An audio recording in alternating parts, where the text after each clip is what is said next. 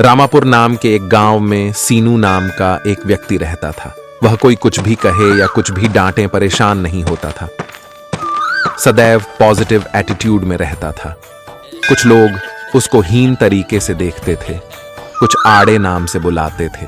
अरे खाने में नमक तो मिला लो। नमक खाने से उसको गुस्सा आएगा, तो फिर कंगन पहन लो, साड़ी घाघरा पहन लो, कहकर चढ़ाते हुए कमजोर लड़कियों के तेवर वाला कहकर छेड़ते थे। मगर सीनू बहुत ही सब्र के साथ समाधान से रहता था। इस सब्र के पीछे भी एक कहानी थी। सीनू पहले ऐसा नहीं था। वह बहुत गुस्से वाला था। उसे गुस्सा आता तो सामने वाला कांपता था। सीनू को अपनी माँ सबसे प्यारी थी। माँ की बातों को कभी पलट कर जवाब नहीं देता था। एक दिन सीनू गुस्से में, तुम्हें थोड़ा भी अक्ल है क्या? मेरे कपड़े क्यों नहीं धोए? अब मैं कॉलेज क्या पहनकर जाऊंगा?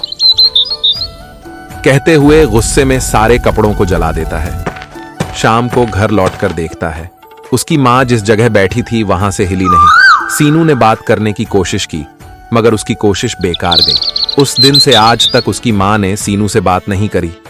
माँ की ममता, माँ की बातों को सुनने के लिए सीनू तरस गया। अपनी माँ के लिए सीनू बदल गया। आज नहीं तो कल जरूर सीनू अपनी माँ से बात करेगा। और माँ सीनू से ये गुस्सा, नफरत, जिद से कुछ नहीं हासिल कर पाते हैं।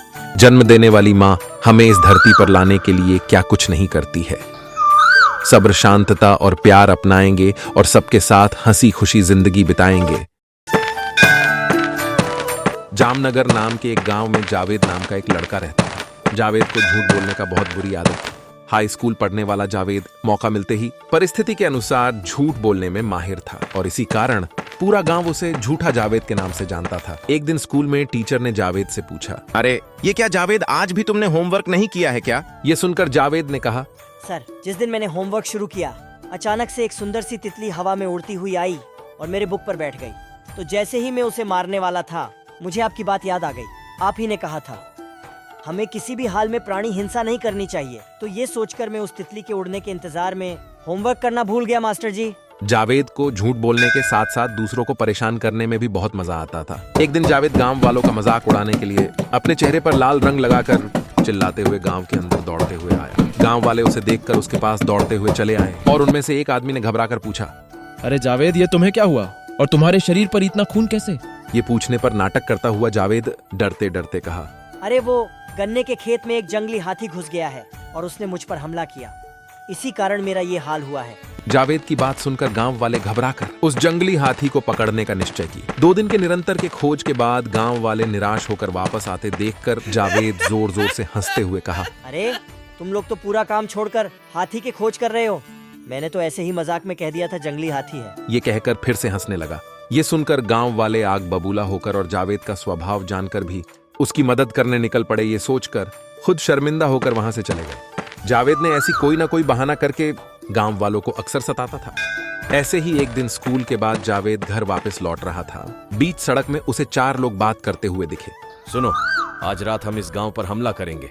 चारों लोग 4 दिशा में जाएंगे। जो कुछ भी लूटा जा सकता है वो लूट कर भाग जाएंगे।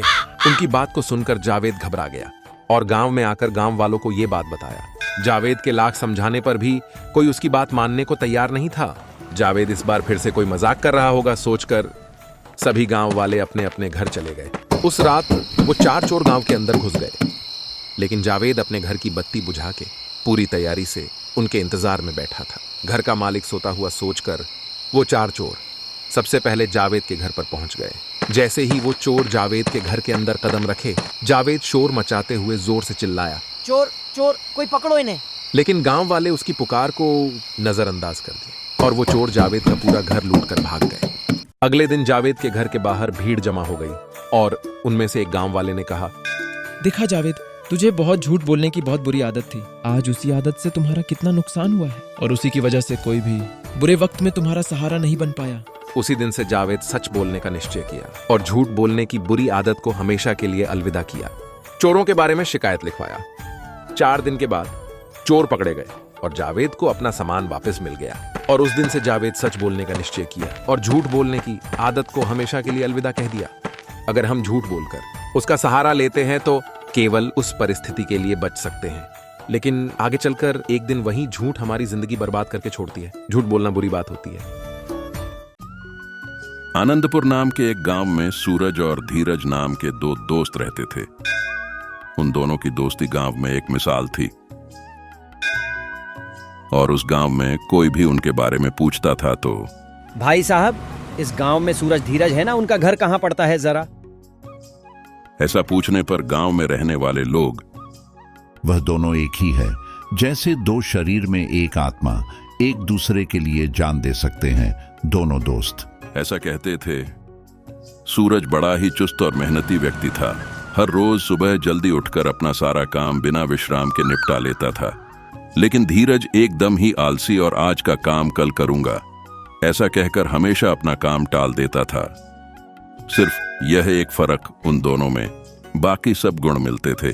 मानो जैसे एक सिक्के के दो पहलू। जो कोई भी गांव वाला धीरज को देखता तो पूछता, अरे ये क्या धीरज, तुम्हें अपने दोस्त सूरज जैसे मेहनत करके कुछ कमाना नहीं चाहिए क्या? थोड़ा तो जिम्मेदार बनो। ऐसी सलाह देते थे। जब सूरज और धीरज को कोई काम करना पड़ता तो दोनों एक साथ मिलकर बैठकर पूरी चर्चा करने के बाद ही कोई निर्णय लेते थे।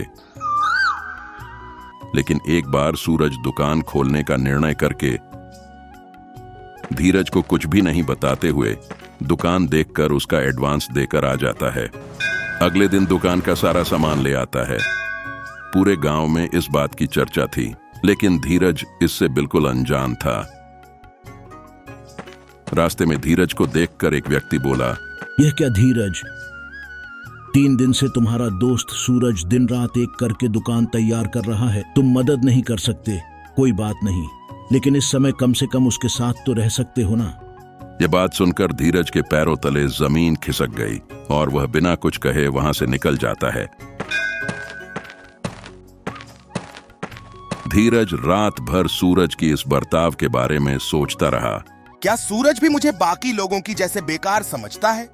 मेरे साथ जब चर्चा किए बिना वो कोई काम नहीं करता, लेकिन आज मेरा जिगरी दोस्त मुझे नजरअंदाज कर रहा है। ये क्या हो रहा है? ऐसे बहुत सारे ख्याल उसके दिमाग में दौड़ने लगे। अगले ही दिन सूरज को मिलकर सब कुछ पूछने का निश्चय कर लेता है और अगले ही दिन सूरज धीरज के घर जाकर, धीरज धीरज पुकारते हुए उसका हाथ पकड़कर बोला, आओ, मैंने एक दुकान शुरू की है, तुम आकर उसका उद्घाटन करके उसका दरवाजा खोलो मेरे यार।